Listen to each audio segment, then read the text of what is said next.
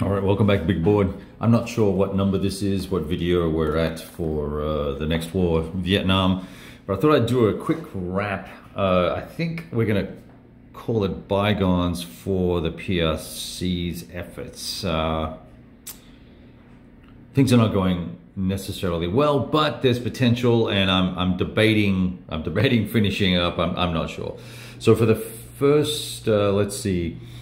The Allies have 13 victory points this turn. PRC just moved, and so it's there. It was the final part of the activation for the turn. 71st Group Army came in and just decided to push these guys back here and knocked a step off here and lost a step in the process. No support, combat support, except for the artillery and a little bit of HQ action. But not sure how I can take advantage of these guys in combination with the 75th to sort of make some rapid progress towards Hanoi, because really we've got to get to Hanoi before the clock starts ticking or die rolls start happening for the auto victory. And I think that's probably a really long shot, particularly given we've just got US reinforcements landing in the Vietnam holding box there, and I think that's how that works. I can make a. I think this is controlled by the Allies here anyway, and even if it's not, I just have to make a contested roll. But that obviously could delay us there. But I think we can land in this port here, if not arrive directly. But I think this CVBG has to start here and then move to here, and then we've got to land the troops. So my point about that is that the extra reinforcements down here are going to dictate that this now 1 brigade landing force is really shit out of luck when it comes to trying to get through the mines, get landed here, establish the beachhead, and then the amphibious units have got to go toddle off and bring more Marines back in,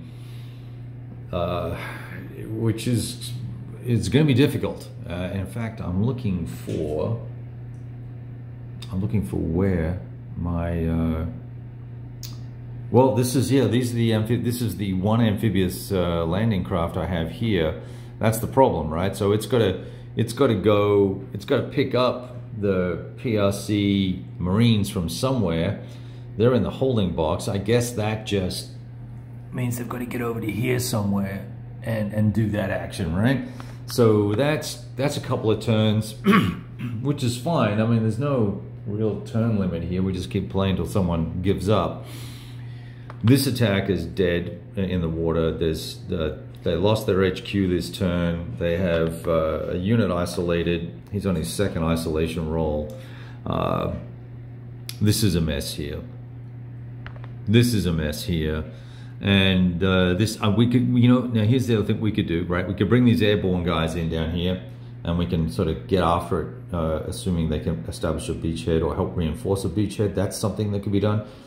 Once again, though, there's a long way to Hanoi, and I doubt the efficacy of being able to manage that exercise going up against, well, they're basically light troops, but with very high effectiveness or efficiency ratings, as the case may be, plus tons of air support that the Chinese do not have at the moment. Now, the Chinese Air Force is taking a bit of a beating, and it's causing problems. In the meantime, the Paracels have fallen, or are about to fall. Combined effort there with the Filipino forces and the Marines landing, getting some decent air support to push the DRMs in their favor. The naval bombardment worked out pretty well there. So really, really up against it in the Paracels. That will stop the 5 VP per turn little escapade that goes on there for the PRC. Spratlys are well under control, and in fact, I'm looking at how I now get these guys out of here, right? I think I can air transport them, but I may not want to do that necessarily right now, or I may be able to use air mobile points to move some of these guys. Not too sure. I lost the amphibious unit for the Indonesians, so I can't get these two guys over there unless I bring an amphib unit from here. Once again, that's a couple of turns and a lot of dicking around. So, you know, it's super fun, super interesting.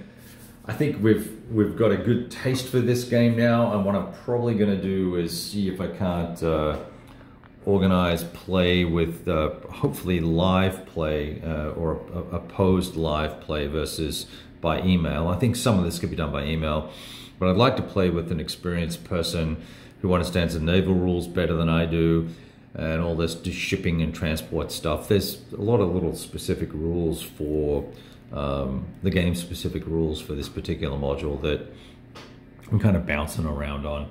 You know, I read them last night, did some things, came back this morning, and I'm back at it going, now, what did I do and how did I do that and what do I need to do?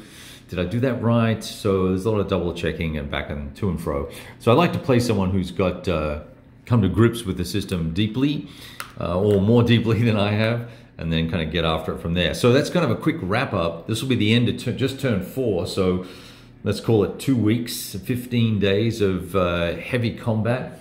Substantial losses for both sides, particularly for the SRV, of course. They bore the brunt of the combat. But there's 2, 4, 5 divisions lost, 2, 4, 6, 7 brigades of units lost there for the PRC. You can see the aircraft losses here. There's quite a few step losses for the Americans and the Allies as well. So a bit of a beatdown there. The Special Forces losses are starting to mount up as well. Just 3 left for the Asian invasion, and then 2 for the US and 2 for the SRV. Now there's more reinforcements coming, and both sides get some more SOF, and they get more cruise missiles and more supply, and I can rebuild some of these bits and pieces. So for instance, there's this, you know, we would want to rebuild this aircraft pretty quickly.